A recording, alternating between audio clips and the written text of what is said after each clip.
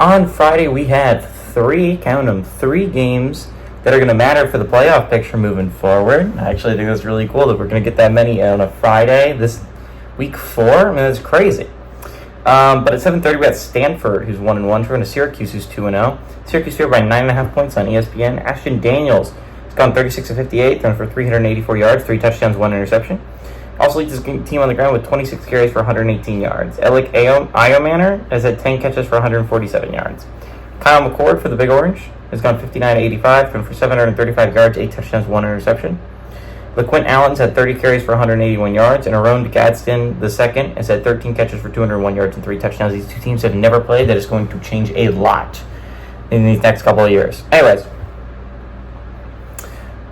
Syracuse is an interesting team, right? The last time we were talking about Syracuse, it was 2 weeks ago. A lot of people are easy to forget about this because a bye week happened in week 3. But Syracuse is coming off a big win over a ranked Georgia Tech team at home, in which their offense looked good. Really good.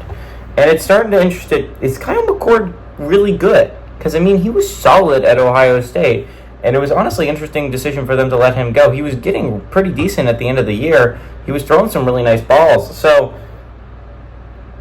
I don't know. They let him go into the transfer portal. Syracuse picks him up, and I always thought it was a curious decision to go to Syracuse. I felt like there were got to be other bigger schools that would want the talents of Kyle McCord.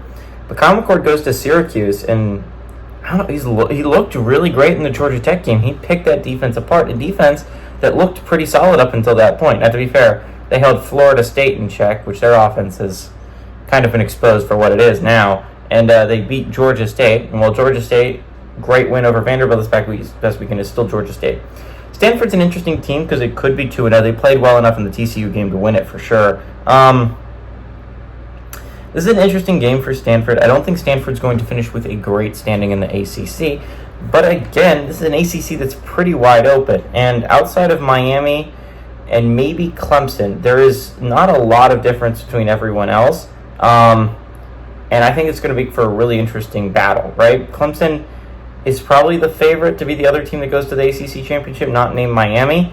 But I think there's a lot of opportunities for these other teams to try and make a run at this ACC championship game. And I think it starts here, right? Syracuse already played in their ACC opener. This is Stanford's ACC opener.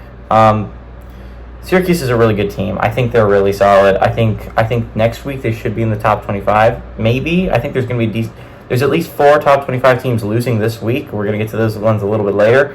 But I think a 3-0 Syracuse team has a legit argument. I like Syracuse to win and cover at home.